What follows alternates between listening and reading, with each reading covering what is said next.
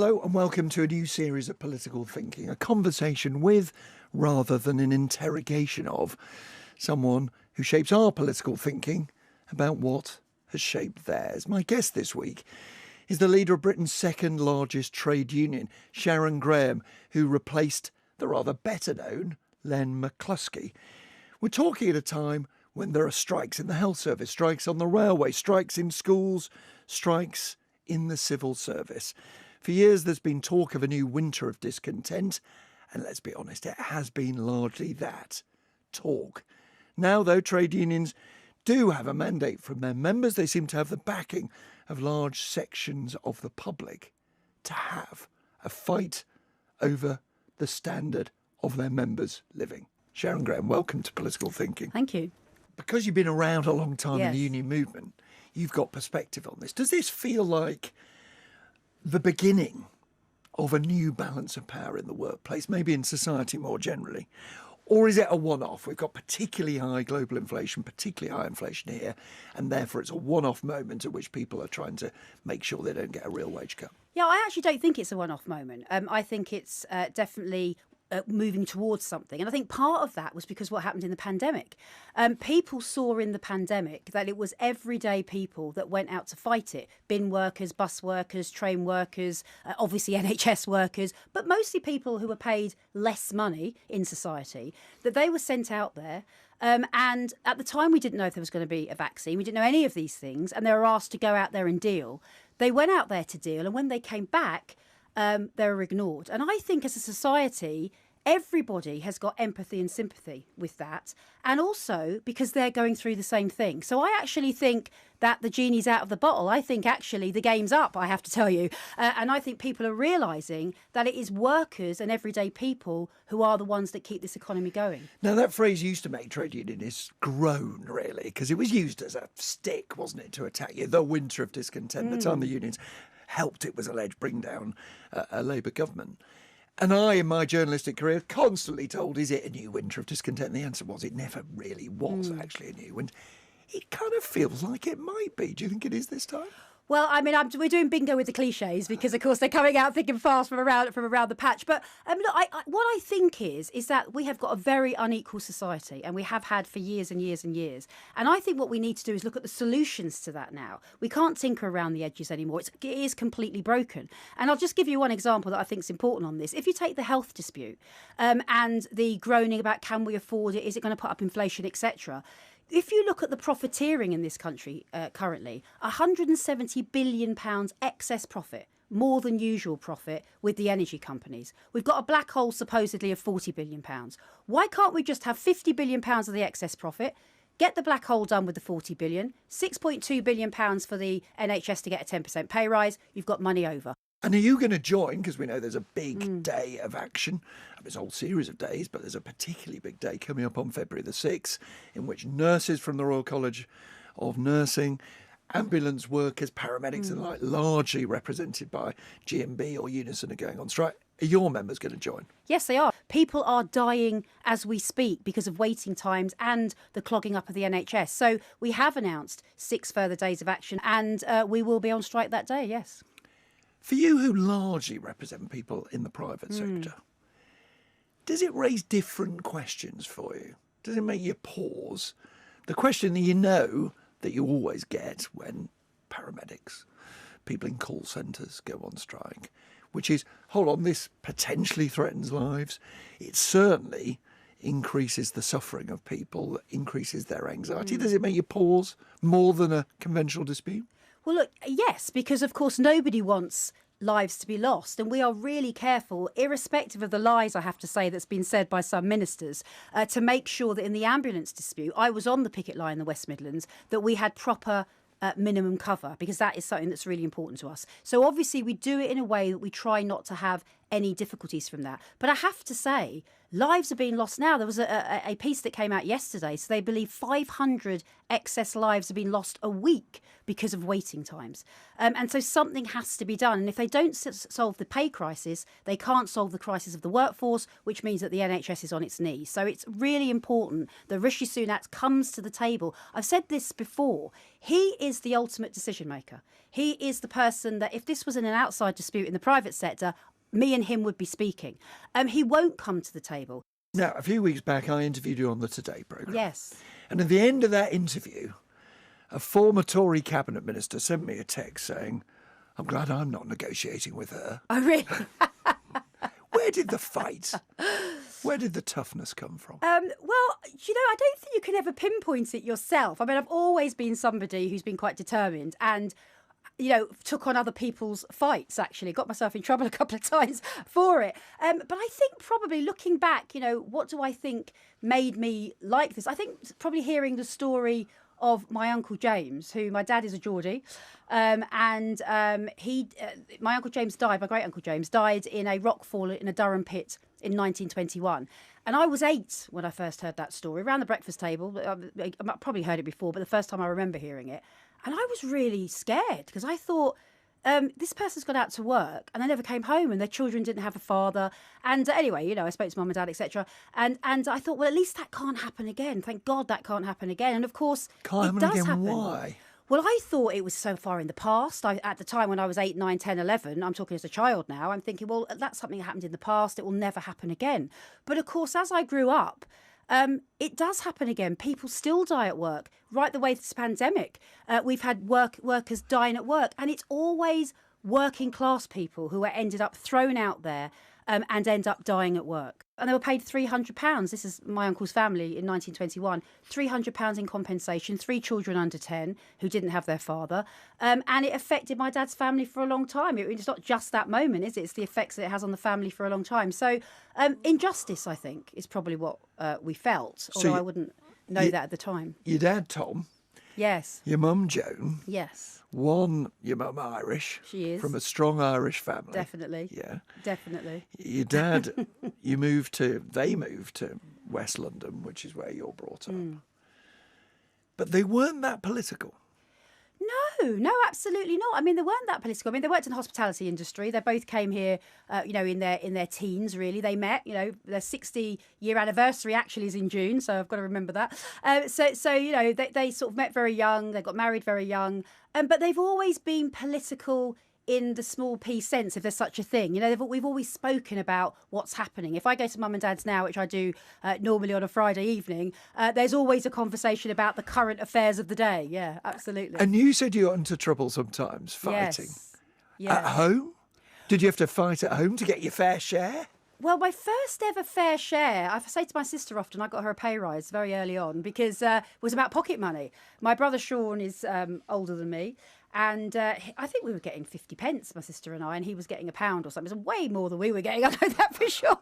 And my dad said, if you can come up with a proposal, an argument as to why you think you should get the same, I'll concede it. And I did. And what, you negotiated with your own father about sex discrimination amongst the children? I absolutely did, and won. And he used to work split shifts, so I think every time he came home, he was getting in his ear about this thing. Do you remember what argument you used? I think I was firstly about why did it cost more for him to live than me? He was getting his bills paid, everything was being paid, and he would be able to buy more sweets. And why was he able to buy more sweets and I wasn't? Tracy and I weren't able to buy more sweets. So yeah, it was probably childish, but what I think my dad quite liked is that I prepared it, I'd rehearsed it, and I answered questions on it. So he gave in. Now, you leave school at 16. I do, yes. You follow your parents, at least in your first job, into the hospitality trade. Yes. Into hotel. Is it true that in your first job you lead a walkout? I did, actually. And looking back now, you're thinking, God, that was a bit pushy, wasn't it? I mean, basically what happens within the hospitality industry, we used to do banquets. So without boring everyone to death, you had a table of 10, there might be 200 people in a room. So this is posh catering? It was silver service, so you had to be able to do silver service to do it. And in that sort of a situation, there's a top table. I never did it, wasn't good enough for that. But there's a top table, and when the top table finishes, somebody puts up their hand and everyone clears. So the waitresses then clear the floor. And what happened was a group of workers were coming in that were getting less than us per shift.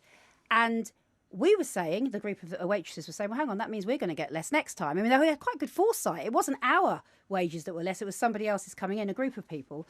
And for some reason, it was me that was asked to be the spokesperson, which I did. I remember distinctly, it was like yesterday, giving the arguments, very good arguments, I thought.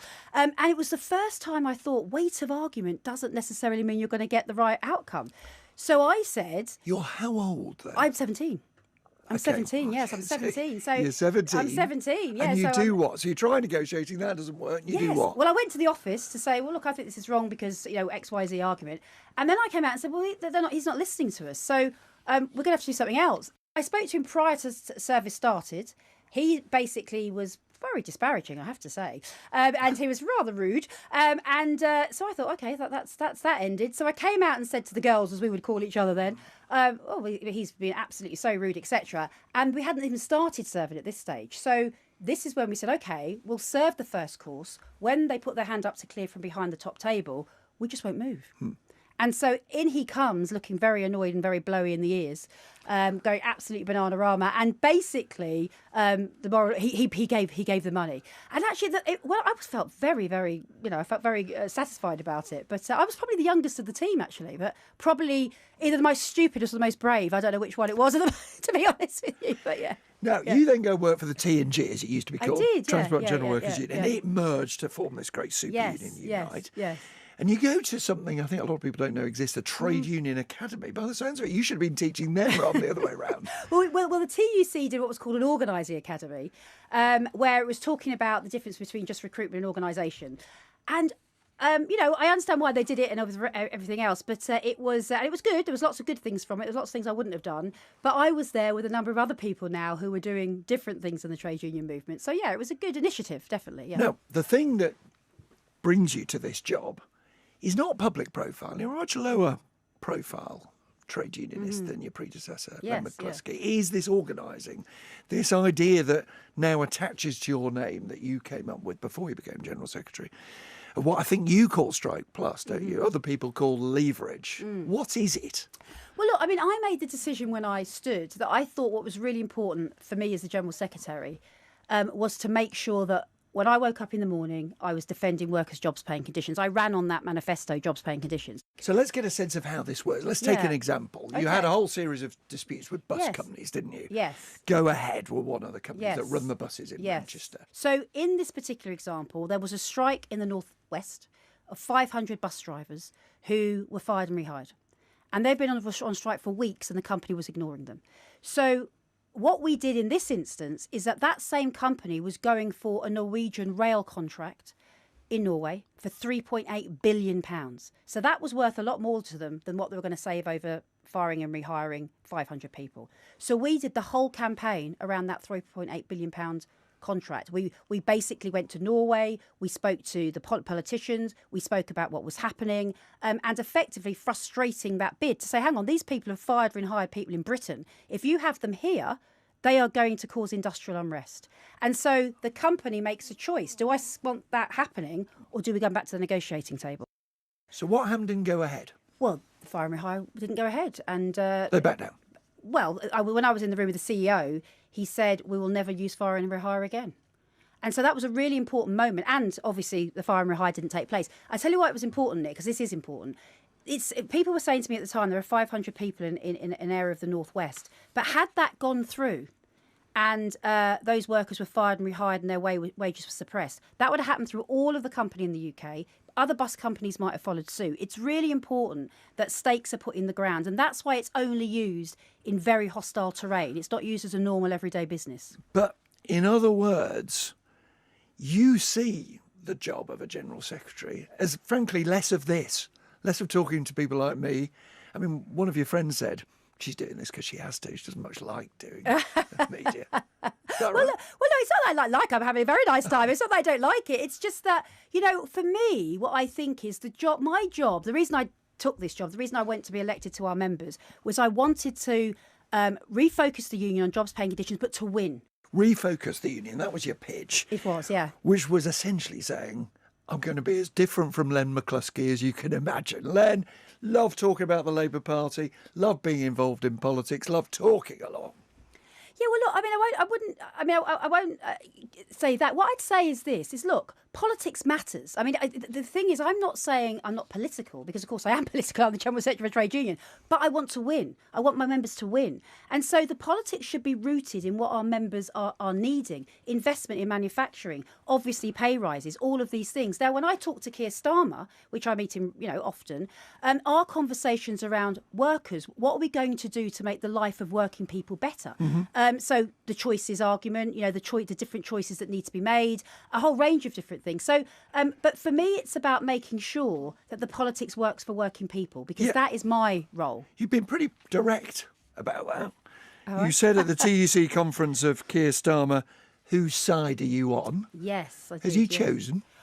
Well, what I think about this is that the big question for 2023 is going to be who pays. Who pays for the crisis? Who pays for the black hole? Who pays? And I think it's really important that Labour do not allow working people to pay for this. It's got to be paid in a different way. Now, there are two theories of Keir Starmer, and you know it better than most people. One is he's a radical pretending to be terribly moderate, because that's how you get elected. And secondly is that he misrepresented himself. He pretended to agree with Jeremy Corbyn, a whole series of things, but in fact he's a bit of a centrist. Who's right? Well, look, I mean, I don't know who's right, because obviously he'll have to answer that question himself. But what I do know is this, is that you cannot get into government just because you're better than the other lot. And I think the country is crying out now for a strong leadership to say, actually, we've got a different way. We've got solutions. I was actually thinking the other day, it's like a bad tribute act. We've got the Tory party wanting to be Margaret Thatcher. We've got the Labour Party wanting to be Tony Blair. Why can't we just say, what are the issues that are affecting workers today? What are the issues that are affecting our country today? And what choices can we make? And I think there are different choices to make that we are not speaking about, that we're not narrating. And I'm going to make sure that I do that in the hope that somebody will pick it up at some point. So when you hear the Labour leader talking of reforming the NHS and bringing in private companies to help cut the waiting list, that's a sort of bad tribute act to Tony Blair, is it? Well, look, what I think about the NHS is what everybody has to see about it. Nothing will happen in the NHS till they deal with the crisis of workers. Nothing will happen until that happens. I just wonder what made you say bad tribute act. Well, what is a bad tribute act? I mean, because people are trying to emulate the past, and we're not in the past. Actually, we're in a very different place. But what's an example of that? Well, I suppose, things around, the NHS as an example. So some of the language is very similar in terms of what's been said around the NHS and reform. I think that annoys workers in the NHS, because what they're saying is actually come out and talk about pay. Let's get the crisis, the staff crisis sorted out, and then we can talk about whatever needs to be done after that. Now, we've talked of you having to be a fighter at Yes. home to a certain extent, fighter against injustice in the workplace. You also had to have a fight to become leader of this union. They tried to bully you into not running, didn't they? Well, there was, I remember when I first thought about running. And actually, the reason I ran was because I wanted to change the union into, I wanted to drive us into a much more focused jobs, pay and conditions agenda with politics, but focused from the members. Yes, I mean, I knew that I was going to get attacks. I knew that because, I did know that. But Abuse, not just attacks. Attacks, abuse, a whole range of different things happened in that election. I spoke to my parents, I spoke to my husband and my son, and to inoculate them actually that this was what was going to be where we are. Why were you sure you'd face that? Because look, we're a political organisation. I wasn't the anointed son. I wasn't following the line in terms of that. And I wasn't following the line because I didn't agree with the line. And I thought that our union needed to be going into a direction of jobs, pay and conditions. And when we did that, we would win more. And that's what's happened. You did something else that upset them, didn't they? Didn't you? You said that row about the hotel and the conference centre in Birmingham, that row about millions of pounds, I'm not going to ignore it anymore. So actually, in a strange way, that probably is where most of the threats came in after I had become General Secretary. But the thing for me is this. I came in, no one does this job if you haven't got elbows. I mean, you need to come in and do exactly what you say you're going to do, and people will respect you for that. So there was going to be no stone unturned. If there was something there, we needed to find it out and face it. literally. And so there were 2 inquiries I did, one into the Birmingham Hotel and one into our outsourced contractors. And the first both one, have for been people done. who don't follow the details, is almost Yes. 100 million quid, Yes. which yeah. the police are looking into. Do you think So, that so the difference was 31 million, but yes, we paid 100 million to do it, but the difference was 31 million. Yeah. difference from... So from what we thought we should have paid to what we actually paid, and so the question is, why is that? That's the question. Do you fear there was corruption? Well, I don't know. What I do know is this: we paid more than £31 million over. It came out in invoices. We either got fleeced by every contractor going, or there was another reason for it. Now, I don't know what the reason is. That's why the police have it, and so they're the people to make that mark, because I don't know. I can't look into the things that they can look into. But what I do know is that we were at best overcharged. The report can't give the outcome, because what the report is looking at is how much money did we spend, how much money was it. Yeah. And when you did say, look, I'm going to front this up, I'm going to look into it, I'm going to call it out, what was the reaction? Well, I got a lot of flack for it. A lot of. Well, I mean, I suppose some people might call it threats. I'm sort of a tough person, so I just it was water off a duck's back because it was going to happen. And even up to now, this whole thing about publishing them, etc. But they will be published. I mean, I've come in. I've done the inquiry. It's we've either been fleeced by contractors or it's something else. Whatever it is, I'll be going after that money to get it back, whoever and whatever it is. In the meantime, the police have the reports. They have both reports. And once they've done what they need to do, then I will do what we would need to do. But, it had to be done, Nick, and, you can't shy away from these things. You've got to do. That's what leadership's about. I heard one story that 4 men came up to you and said, don't do this or else. Well, there was definitely threats. There was definitely threats, but I expected that to happen. And obviously I'm dealing with it. Yeah. Yeah, and have extraordinary levels of composure, it would seem. How? What calms you down, the leader of Unite, when you just need to say, look, I'm having a fight in the union, I'm having a fight sometimes with Keir Starmer, maybe, certainly with employers all the time. What allows you to kind of just stay calm? I mean, I suppose it might be a boring answer, but I'm lucky to have my mum and dad still alive. So I live 5 roads away from them. We're a bit like the Brady Bunch. We're all sort of really stones throw away from each other. So I have to say, going and seeing them, which I can, do, and speaking to them, great. Obviously, we all, my mum's Irish. I was brought up on Irish music. So, a nice little Irish club somewhere is probably quite a nice thing as well. Bit of singing? Yes, at family dues, there's always singing. I said to my friends when I first became General Secretary, who I've been friends of mine since I was 11, so long-term friends, that my karaoke days are over, unfortunately, for a bit anyway. So obviously that won't be happening Was soon. it true, or are you still singing occasionally? Well, in closed doors, probably, when Yeah, people can't what hear me. then? What would you sing? I don't know, all sorts of different Irish songs, actually. Rumour has it Dolly Parton's featured. Oh, 9 to 5. I think I might have done that a couple of times. Yeah, I mean, mostly Irish songs, though, Nick. Mostly Irish songs. Depends how many wines you've had, I suppose. And football. Yes. You're still a Newcastle fan. Yeah, well, my dad's a Geordie, so anyone who's got a father as a Geordie will know there is absolutely no way you couldn't. My son, who supports Fulham because my husband does, my dad keeps getting him Newcastle tots with his name on so that we can't throw them away.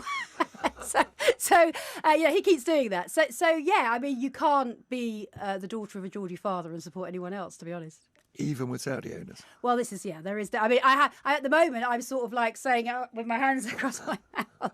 But yeah, I mean, that is unfortunate. The whole thing around money and the Premiership and who owns it and all of those things are, questions to be asked in society, aren't they? Really? So yeah. Well, it is interesting then, in a way, that football and the way it has been dragged away from its working class, from its community roots, to this sort of global plaything, originally for rich people, now for states. Yeah. Tells you quite a lot about it society. Tells you quite a lot. And actually, I think it's an error, because to pay for your child and a family to go to football, who could afford to do that? I mean, it is so expensive that actually, football was a working class game because people played it and then they went to watch it and then they followed people and then they became very passionate about it. If you're pricing people out of the game, which is really what's happening, then actually they might choose another route, in terms of that. So I think it's a real shame. And of course, some of the smaller clubs now are folding, which of course is also a real shame. So yeah, it's a very difficult area, football. I mean, I love Newcastle. I want them to win, but obviously, there are problems with the game. And a final thought: could you have leverage that deal? Was there a way of persuading people not to let the Saudis take over, or just to pick a club at random? Manchester United. If you wanted to stop them being taken over by Well, I believe, actually, the wrong regime. If only we had time to do it, actually, the power of the collective and the people saying no to something is the one thing politicians really get and understand. And that will be the same for whomever is, whoever is involved in running football. But yes, I think there's always leverage to be done, Nick, where you've got time to do it. Yes. Sharon Graham, General Secretary of Unite. I'll come to you for some more specific campaigning advice. Yeah. Thanks for joining me on Political Thinking. Thank you very much. Thank you. Sharon's quite right to take me to task for using that old cliche about strikes the winter of discontent. After all, she was just 11 at the time. But there is something afoot this winter. It is not just that there are more strikes, not just that there is more confidence amongst trade union leaders. There is a belief too that they can secure a better deal for their members and this is the thing that really matters, start to say to society more generally, there are new choices you need to confront, new political choices you need to make.